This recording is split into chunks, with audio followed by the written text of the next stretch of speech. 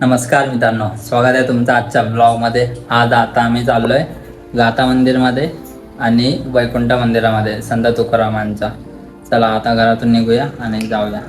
तो गाय मी आलोय आता गाथा मंदिर जवळ. मी माझी बाईक इकडे लावले. आता जाऊया आपण मंदिरामध्ये. आता बघा आज समोर मंदिर दिसतोय थोडा. हा मंदिराचा प्रवेशद्वार आहे आणि इकडे चप्पल काढून ठेवायचे. तो इकडं दोन्ही साईडला आहे. सो गाइस, लास्ट टाइम तर आम्ही आलो तेव्हा आम्ही चप्पल बाहेर ठेवलेला, तेव्हा आतमध्ये नव्हतं येऊन देत. आता आम्हाला चप्पल आतमध्ये काढायला बोलतात. बघू, दरवेळी नवीन नवीन बोलतात. हे बघा, खूप सुंदर दिसतंय मंदिर. मंदिरात जायला चप्पल इथे आतमध्ये काढायचे. तो बघा, तो हत्ती दिसतोय तिकडं, त्याच्या खाली स्टँड केलाय. बरं, आता आतमध्ये काढायला ठेवलंय, नाही तर येता येता पाय भाजले असते. बघा, इकडे चप्पल स्टँड केलाय, नाही तर तिकडून एवढे येता पाय पूर्ण करपून गेले असते. मित्रांनो, या मंदिराला एकूण 33 कळस लावलेले आहेत वरती आणि पर्यटकांच्या स्वागतासाठी हे 2 हत्ती उभारले गेले आहेत. तिकडून यायला वाटत लागले असते, इथे एवढा गरम आहे म्हणून पुढे काढायला. म्हणून गाईज, एवढं कडक ऊन आहे की इथं मंदिराच्या पायऱ्या पूर्ण तापलेल्या आहेत, त्यामुळं पाणी मारतात कंटिन्यू. मंदिराच्या गाभाऱ्यामध्ये संत तुकाराम महाराजांचे विणा घेतलेली एक भव्य बैठी मूर्ती स्थापित आहे आणि मंदिराचे सर्वात मोठे वैशिष्ट्य म्हणजे येथील संगमरवरी भिंतीवरती संत तुकाराम महाराजांचे सुमारे 4145 पेक्षा जास्त अभंग अत्यंत सुंदर अक्षरात कोरण्यात आले आहेत.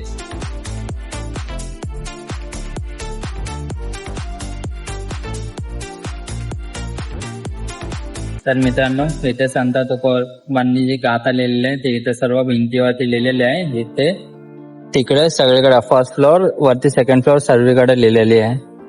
सो मित्रांनो, बाहेर एवढी गरमी आहे, आम्हाला आपल्या ह्याच्यावर लादीवरती पाय नव्हता ठेवायला जमत आणि मंदिरात एवढं थंड वातावरण आहे ना, एकदम भारी वाटतंय. एकदम म्हणजे गरमी काय असं वाटतच नाही. बाहेर तर खूप ऊन आहे, खूप गरमी आहे, आतमध्ये काहीच नाही, एकदम मस्त वाटते थंड. काय बोलतो, बाहेरच्या सीड्या कशा कापलेल्या आणि इकडे काहीच वाटत ना. पाय ठेवायला ते ग्रीन कार्पेट हातात ना, ग्रीन कार्पेट, ते पण तापलंय. आम्हाला वाटलं त्याच्यावरती भेटेल आपलं पाय ठेवून जाऊ शकतो आरामात, पण ते पण एकदम गरम झालेलं आहे. हा ना.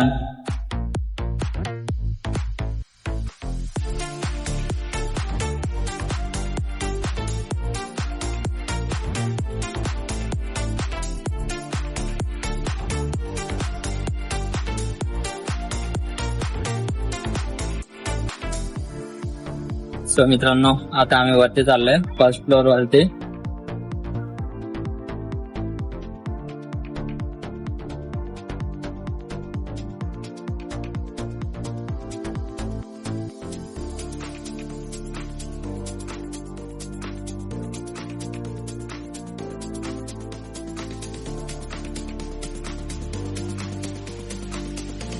दर्शन झाल्यावर भाविक इकडे शांत जागेवर बसतात.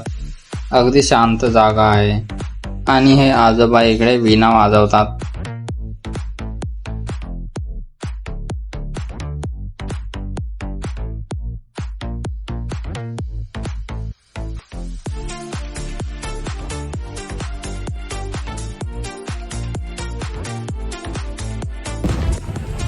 सो गाईस, आमचं दर्शन करून झालं गाथा मंदिरामध्ये. आता आम्ही निघालो इकडून. काय यार, इथे छोटा मुलगा मुतत होता, मग त्याला आई ओरडली त्याची. तो गाईस, दर्शन झालं आणि आम्ही आलो आपला उसाचा ज्यूस प्यायला. तो गाईस, आम्ही इथं उसाचा ज्यूस प्यायला आलोय. इथे म्हणजे खूप गरमी होते. मंदिरात होतो तर नॉर्मल तरी वाटत होतं, थंड जरा वातावरण. इथे तर बाहेर खूप गरमी आहे, बसल्या घाम फुटतो आम्हाला. फायनली आला आमचा ज्यूस, म्हणजे उसाचा ज्यूस. तो गाइस, गाथा मंदिरामधून आम्ही निघालो. आता जाणार आहे आता वैकुंठ मंदिरामध्ये, जिथून संत तुकाराम महाराज विमानातून वैकुंठाला गेलेले आहे. चल, सो मित्रांनो, आम्ही आलो आता वैकुंठ मंदिराजवळ. हे बघा, हा आहे वैकुंठ मंदिर संत तुकारामांचा. इथूनच संत तुकाराम महाराज वैकुंठला गेलेले विमानातून. मित्रांनो, हे नांदुरकीचं झाड आहे आणि इथेच भगवान विष्णूचा वाहन गरुड तुकोबांना घ्यायला आलेला.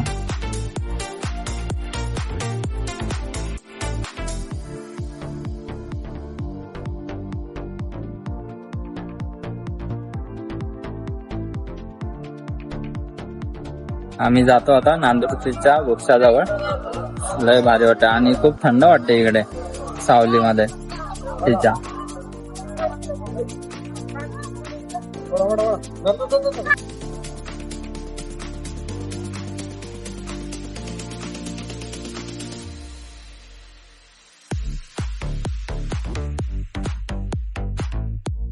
झाडासमोर तुकोबांचं वैकुंठ मंदिर आहे आणि यात संत तुकाराम आणि विठ्ठल रुक्मिणीची मूर्ती आहे. आता जाऊया आपण आतमध्ये.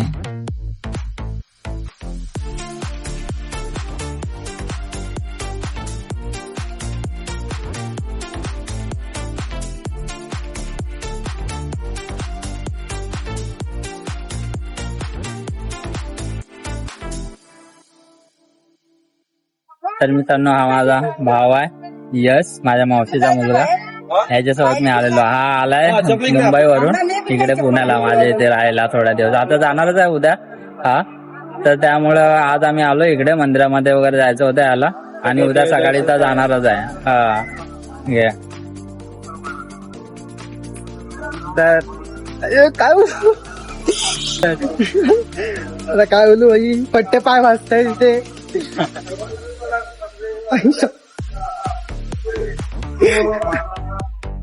तर मित्रांनो, मंदिरामध्ये दर्शन करून झालं. दोन्ही मंदिरात आम्ही जाऊन आलो. आता जाऊया मिसळपाव खायला इंद्रायणीमध्ये. तो गाईज, आम्ही आलो आता इंद्रायणी मिसळ जवळ. आता इथून माझा भाव ब्लॉग चालू करेल.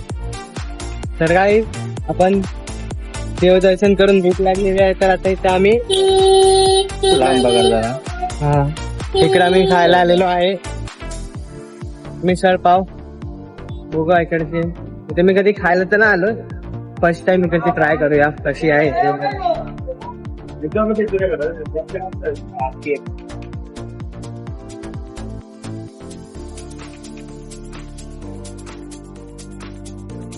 सो नाश्ता वगैरे आमचा झाला करून आम्ही आता इंद्रायणीच्या पुलावरती आणि मी आता चाललोय डायरेक्ट घरी.